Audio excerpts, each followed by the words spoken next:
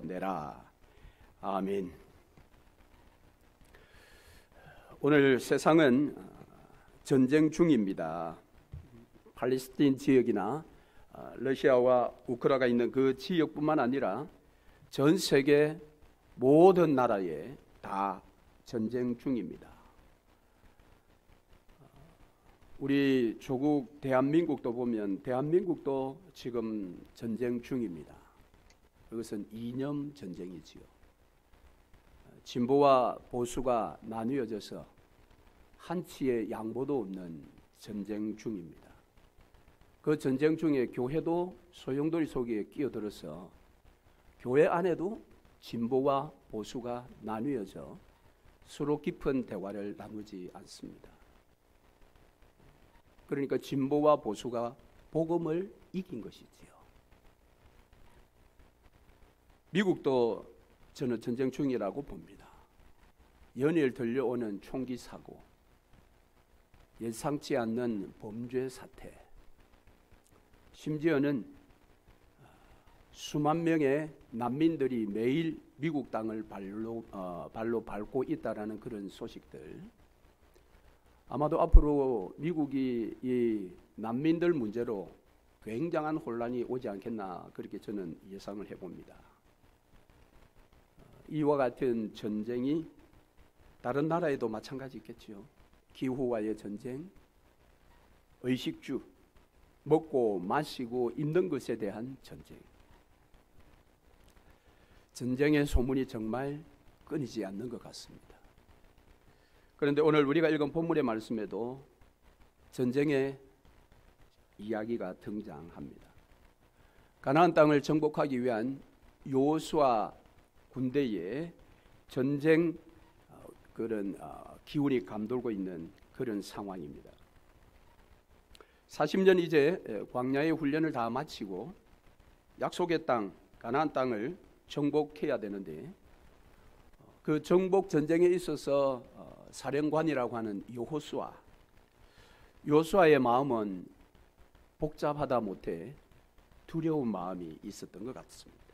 그래서 여호수아 1장 6절과 또 7절, 9절 세 절에 걸쳐서 하나님께서 너는 강하고 담대하라 세 번이나 그렇게 말씀하고 있는 것을 볼 때에 이 여호수아 장군의 마음속에 심히 그 두려운 마음이 지금 자리를 잡고 있었다 그렇게 볼 수가 있습니다. 그럼에도 불구하고 하나님께서 강하고 담대하라 저 땅은 내가 너희에게 주었다라고 다시 한번 말씀을 들려주었을 때 여호수아 장군은 두려움을 뿌리치고 이제 정복 전쟁을 시작하려고 합니다. 그 첫 작업이 뭐냐? 정탐꾼 2명을 보내는 것입니다. 여러분 왜 정탐꾼을 2명을 보내었을까요? 아마도 저는 이 여호수아 장군의 일생에 있어서 한 트라우마가 있는데 그 트라우마는 40년 전에 그가 직접 겪었던 정탐꾼 사건이 아닌가 그런 생각을 해요. 그때 12명 속에 포함된 여호수아 장군도 정탐을 하고 왔는데 이 정탐꾼들의 보고로 인해서 그 12명 중에 나머지 10명은 다 죽고 자기와 갈렙 2명만 살아남았습니다. 여러분 이것은 아마도 40년 동안 여호수아를 힘들게 했던 그런 트라우마가 아닐까 저는 그런 생각을 해봅니다.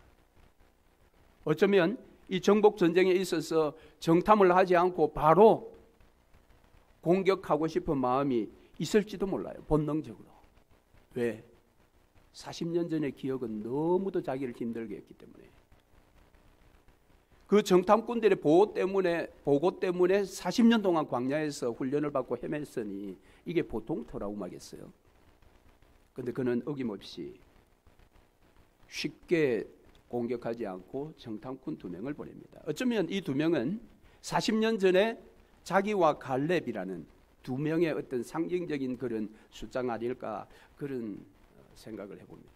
뭐 성경은 꼭 2명을 보낼 이유가 있었다 그런 이야기는 없습니다. 제가 한번 생각해 본 것입니다. 자, 그런데 이 정탐꾼을 보내어서 전쟁을 어떻게 해야 할 것인지를 준비하는 그들에게 이미 하나님께서 전쟁의 모든 상황들을 다 정리해 놓으신 것을 그들이 경험하게 됩니다. 먼저는 바로 그들이 공격해야 될 적군, 이 여리고성의 사람들의 그 사기를 공격받기도 전에 완전히 다 꺾어놓아 버리셨습니다. 그 사기가 꺾어진 이유가 무엇입니까? 오늘 본문의 말씀에 보면 하나님께서 행하신 구원의 이야기들입니다.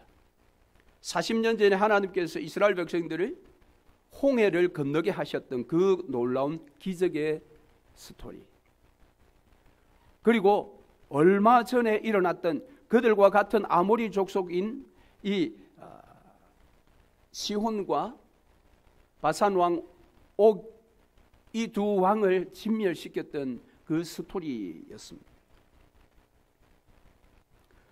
여기 아모리 왕 시혼과 바산 왕 옥에 대한 기록들을 우리가 민수기에서 이렇게 볼 수도 있고 신명기에서도 볼 수 있는데요.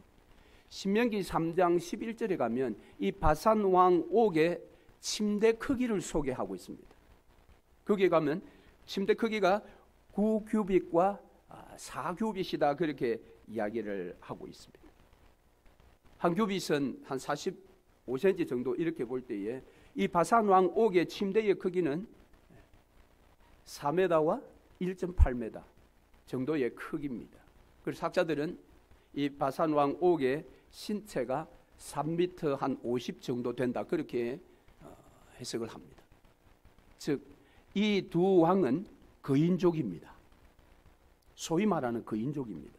40년 전에 정탐꾼들이 가서 보았던 그 거인들이 바로 이 아모리 족속이었습니다. 그러니까 이 거인들을 이스라엘 군대가 격파한 이야기, 그 이야기를 여리고성의 사람들이 들었다라는 거예요. 여러분, 이 이야기를 여리고성의 사람들이 언제 들었을까요? 지금 정탐꾼이 막 오기 직전에 들었을까요? 아니면 이미 몇 년 전에, 아니 40년 전에 홍해 사건부터 이들이 듣고 왔을까요? 그런데 뒤에 이제 라합과 이야기하는 장면들을 볼 때에 라합이 그 당시에 나이가 한 20대 중반, 많아야 30대 초반 정도로 봅니다. 왜냐하면 이 정탐꾼 사건 이후에 라합이 이스라엘 사람과 결혼해서 보아스라는 아이를 낳았기 때문에 20대 후반이나 30대 초반 정도로 보면 빨라야 한 30년 전, 이스라엘 백성들이 광야에서 막 훈련을 받는 그때의 홍해 이야기를 들었고, 그들이 이제 광야에서 40년 마치고 이제 가나안 땅에 직접 들어온다라는 소문을 최근에 들었는지는 모르겠습니다. 그러나 이 이야기를 들었던 결과는 무시무시했습니다. 오늘 우리가 읽은 본문 말씀 9절에 보면 그들의 마음을 이렇게 표현하죠. 그들이 두려워하고 그들의 간담을 녹게 했고, 11절에는 그들의 마음이 녹았고 그들로 정신을 잃게 만들었다. 그래서 9절 상반절에 라합이 이렇게 고백합니다. 우리가 너희를 심히 두려워하고.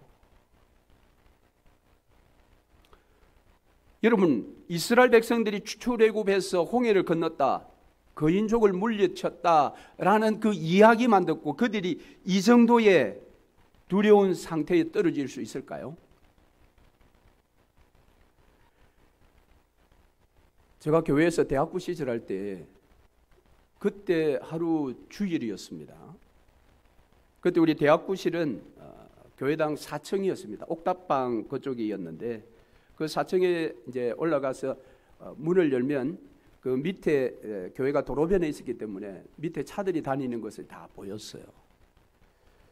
근데 연초 어느 주일날 이제 오전 예배 그 마치고 점심 먹고 오후에 대학부 모임을 이제 하고 있는데 갑자기 사택의 목사님으로부터 연락이 왔다는 거예요. 전쟁이 났으니까 빨리 다들 집으로 돌아가라 라는 말씀이었습니다.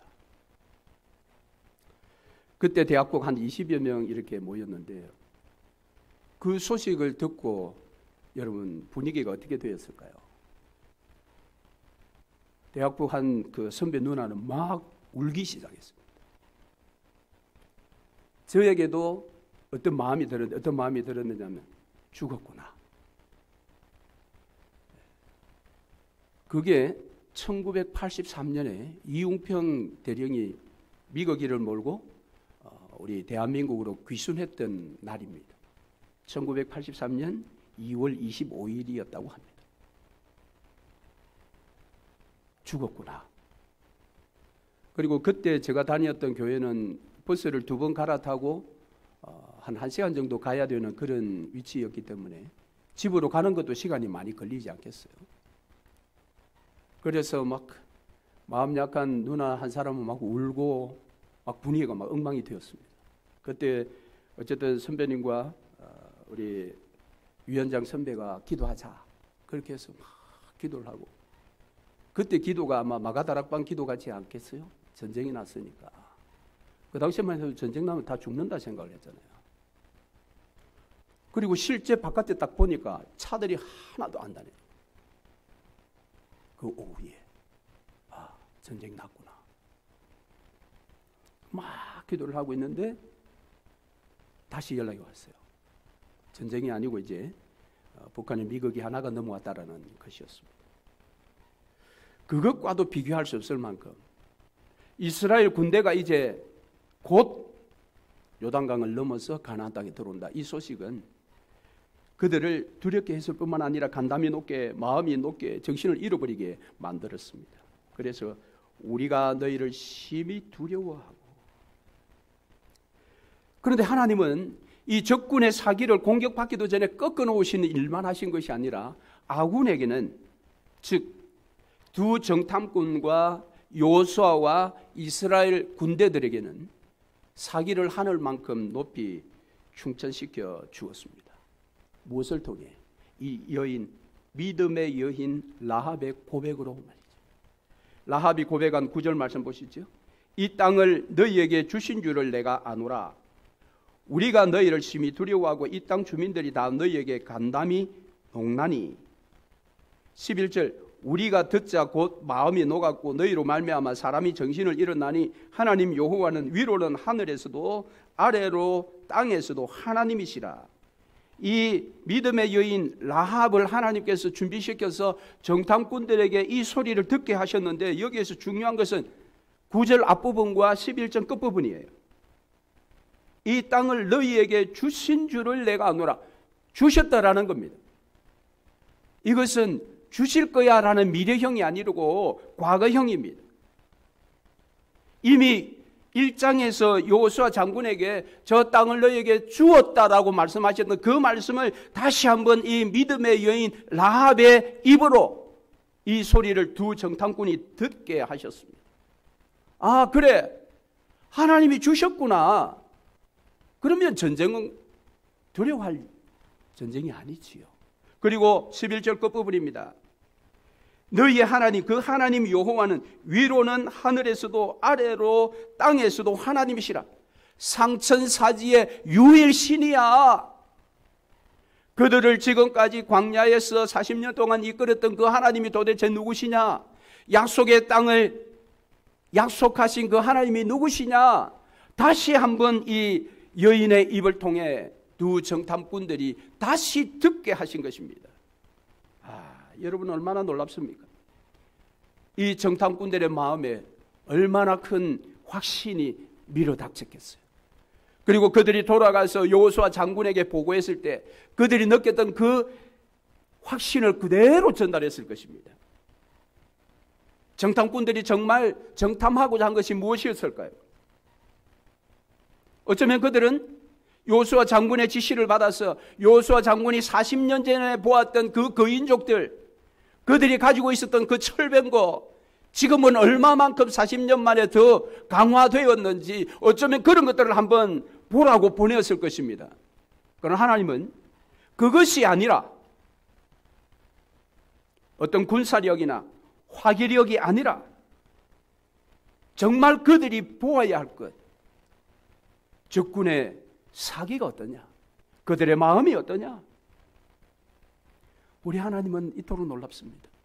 여호수아 장군이 의도했던, 계획했던 그것과 비교할 수 없는 더 놀랍고 더 완벽한 것을 지금 들려주고 계십니다. 여러분, 여호수아 1장 3절을 한번 보시죠. 여호수아 1장 3절 하반절에 너희 발바닥으로 밟는 곳은 모두 내가 너희에게 주었노니라고 합니다. 여기도 과거입니다. 9절 보세요. 내가 내게 명령한 것이 아니냐. 강하고 담대하라. 두려워하지 말면 놀라지 말라. 두려워하지 마라. 놀라지 마라. 그러면서 오히려 너희의 적군들의 마음이 저처럼 두려워하고 있다라는 것을 그 백성 중에 하나인 이 믿음의 여인으로 그들이 듣게 된 것입니다. 할렐루야. 우리 하나님 이런 분이십니다. 여러분, 그러면 바로 그 일에 쓰임받은 하나님의 약속, 여호수아를 향한 약속, 이스라엘을 향하신 그 약속, 가나안 땅의 약속에 대한 더 강력한 확신을 주었던 이 여인 라합을 한번 생각해 보십시다. 성경은 이 라합을 믿음의 여인이라고 이야기합니다. 히브리서 11장 31절을 한번 찾아보겠습니다. 히브리서 11장 31절. 제가 읽겠습니다. 믿음으로 기생 라합은 정탐꾼을 평안히 영접하였으므로 순종하지 아니한 자와 함께 멸망하지 아니하였도다. 그랬습니다. 이 기생 라합에 대한 신약에 기록되어 있는 성경은 세 곳입니다. 그것은 이 히브리서, 그리고 야고보서, 또 마태복음, 이렇게 이제 세 곳에 기록되어 있습니다.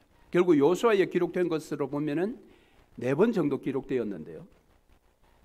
자, 특별히 이 히브리서 11장은 우리가 믿음장이라고 합니다. 왜 그렇습니까? 믿음의 위인들이 소개되어져 있기 때문입니다. 그리고 11장에는 16명의 믿음의 위인들이 등장합니다. 그 16명 중에 유일하게 여인이 한 명 있었는데 그 여인이 라합입니다. 하나님의 그 구원의 스토리를 듣고 비록 처음에는 동일하게 두려워하였으나 그가 상천하지에 하나님 앞에 무릎을 꿇었던 여인, 이 여인에 대해서 히브리서 11장에 16명 중에 한 명으로 지금 등장시키고 있다는 것은 성경이 이 라합을 믿음의 여인으로 그렇게 인정하고 있다는 것입니다. 그렇습니다. 이 라합은 하나님의 그 구원의 스토리, 그분이 어떻게 이스라엘 백성들을 출애굽시켜 홍해를 건너게 하셨는지, 어떻게 가나안 인근에 와서 아모리 족속 그 거인족을 이기게 하셨는지, 그 철병거를 무장하고 있는 거인족을 어떻게 이겼는지를 듣자 그는 두려워했으나 그는 오히려 그 상천하지 하나님을 선택하기로 그가 무릎을 꿇은 것입니다. 이 말은 이 라합은 바로 그 상천하지의 하나님의 나라가 지금 가나안 땅에 세워졌을 때 그 나라의 백성 되기를 원했고 그 상천하지의 왕이신 하나님의 다스림을 받기를 기다리고 있었습니다. 여러분, 여기에서 기다리고 있었다는 것이 굉장히 저는 중요하다고 생각합니다. 라합은 이스라엘 군대를 기다리고 있었어요. 이스라엘 군대의 하나님을 기다리고 있었어요. 그 하나님이 다스리실 가나안 땅에 세워질 그 나라, 신약적인 개념으로 하나님 나라를 기다리고 있었습니다. 증거가 뭐냐? 바로 방금 읽은 히브리서 11장 31절입니다. 31절에 믿음으로 기생 라합은 정탐꾼을 평안히 영접했다라고 합니다. 평안히 영접했다. 여기 중요한 것은 평안입니다. 이게 여러분, 정탐꾼들이 지금 정탐하러 왔을 때에 그를 맞이하는 여인의 입장에서 이게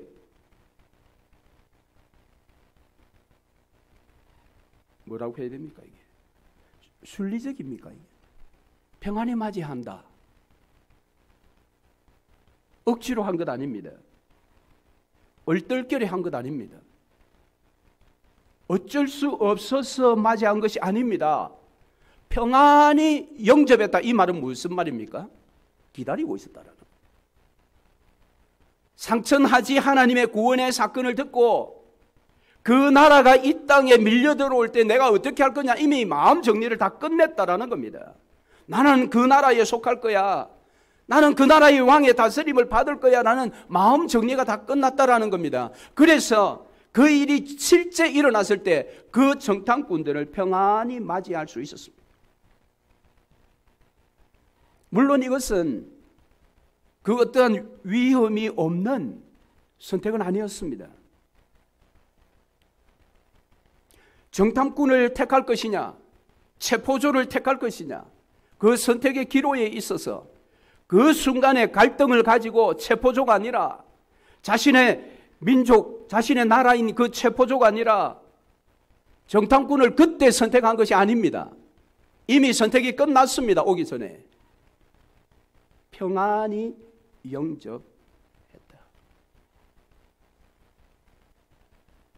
그러면 여기서 우리가 그걸 생각해 볼 수 있겠죠. 그럼 믿음은, 이 믿음의 여인이라고 했으니까 이 믿음은 수동태인가 능동태인가?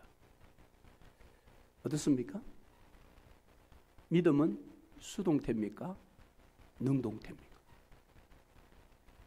아마 여러분은 에베소서 2장 8절과 9절을 얼른 생각하실 것입니다. 그래, 믿음은 수동태지. 하나님께서 주신 선물이니까. 맞습니다. 그런데 믿음은 수동태이면서 능동태입니다. 시작은 수동태가 맞습니다. 오늘 믿음의 여인이 될 수 있었던 그 과정을 보십시오. 먼저는 하나님의 구원의 스토리가 그에게 들렸습니다. 그게 하나님의 은혜입니다. 그게 하나님의 선물입니다. 그런데 그것이 선물로 주어졌을 때에 라합 외에 다른 여리고성의 모든 백성들은 두려워하고 떨기만 했습니다. 그 하나님 앞에 무릎을 꿇지 않았다라는 것입니다. 그 하나님의 다스림을 받고자 선택하지 않고 결정하지 않았습니다.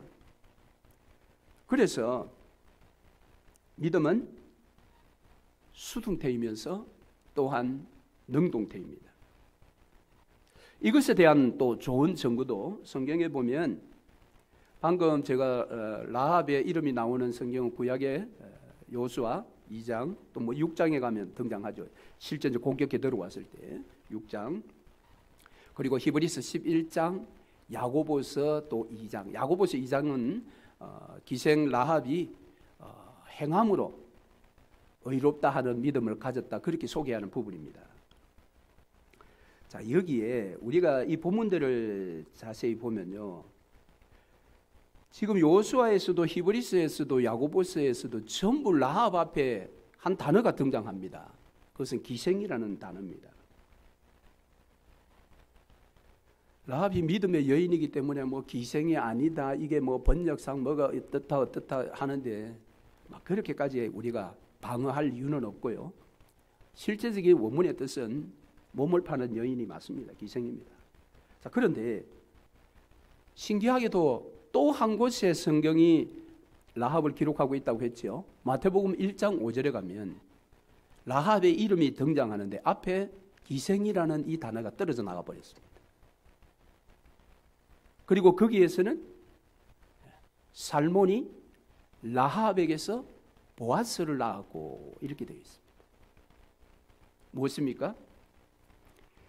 라합이 이 남편 살몬을 만나기 전까지는 기생 라합이었습니다. 그런데 그 남편을 만나고 난 다음부터는 기생 라합이 아니라 라합입니다. 기생이라는 단어가 떨어져 나가버렸습니다. 무엇입니까? 더 이상 기생으로 살지 않았다라는 겁니다. 그럼 다른 본문은 왜 신약의 히브리서에서도 왜 야고보서에서도 기생이라는 자꾸 이 단어를 앞에 넣었느냐? 그것은 그의 완전한 모습을 성경 그대로 소개하고 있다는 겁니다.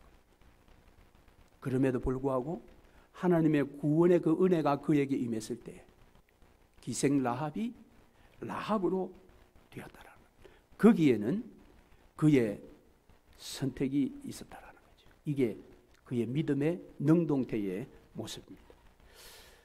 유대 전승에 의하면 그의 남편 이 살몬은 정탐꾼 2명 중에 1명이었다, 그렇게 유대 전승에 알려져 있습니다. 정확하지는 않습니다. 그러나 어쨌든 살몬은 유다 지파 출신입니다. 그를 만나서 이제 결혼해서 아들을 낳았는데 보아스가 누굽니까? 다음 주 우리가 살펴볼 룻의 기업 물을 자가 되어가지고 남편이 된 자입니다. 기업 물을 자의 순서가 자기가 첫 번째가 아닌데 위에 첫 번째, 두 번째 사람들이 다 자신의 개인의 유익을 위해서 기업 물을 것을 다 포기해 버렸을 때 자신의 손해를 감수하고 기업 물을 자의 의무를 실행했던 보아스.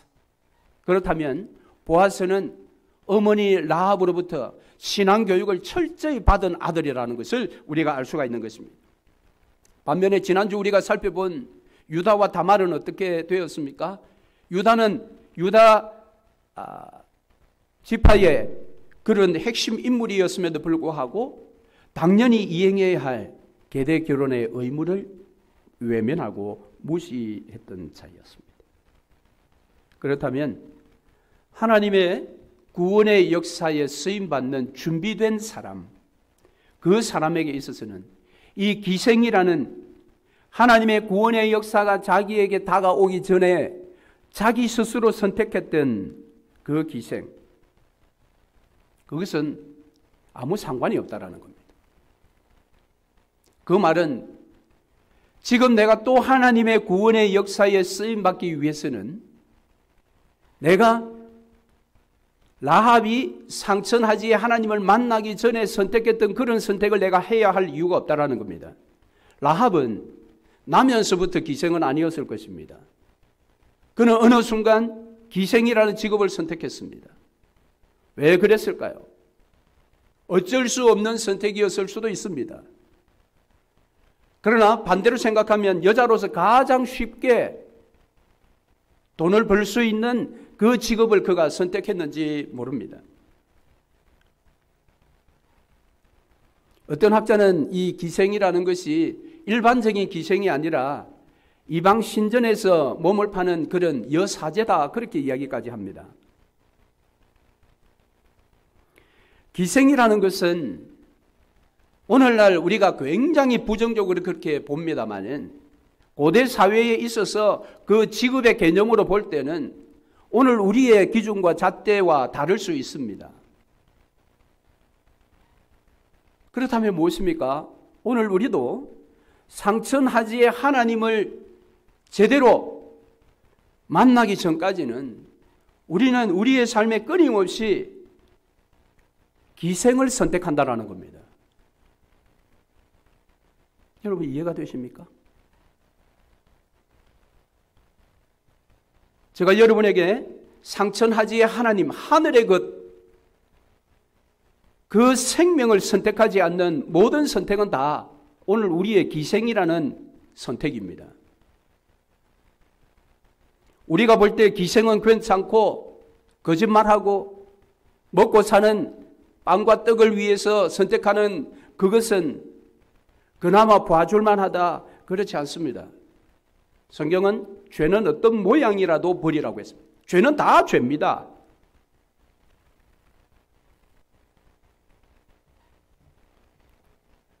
우리가 만일 지금까지 상천하지의 하나님의 그 구원의 은총 앞에 제대로 서지 못해서 지금도 내 삶의 기생을 선택하고 내가 살아가고 있다면 오늘 우리에게 하나님의 긍휼과 자비가 임해야 하지 않겠습니까? 오늘 여리고성의 라합에게 하나님께서 상천하지에 하나님께서 일하신 그 스토리를 듣게 해주신 것처럼 오늘 우리도 매주일 하나님의 말씀을 들으며 기도하면서도 상천하지에 하나님의 그 손길이 미치지 않는 예배와 그 손길이 미치지 않는 기도 생활, 그 손길이 미치지 않았을 때에 우리의 선택은 여전히 기생을 선택할 수밖에 없는 그런 삶이라면, 오 주님, 우리에게 자비를 베푸셔서 라합에게 임했던 상천하지의 하나님의 구원의 메시지, 그 메시지가 내 영혼에 들려지게 하소서. 들려지게 하소서. 들려져야 선택할 수 있습니다. 물론 들려도 여리고 백성들처럼 선택하지 않는 자들이 있습니다. 그래서 히브리서 11장 31절 하반절에 순종하지 아니한 자와 함께 멸망하지 아니하여. 순종하지 않았다, 이 말은 그 하나님 앞에 무릎 꿇지 않았다라는 것입니다. 사랑하는 성도 여러분, 그 하나님의 자비와 긍휼이 우리 매일의 삶 가운데 있기를 바랍니다.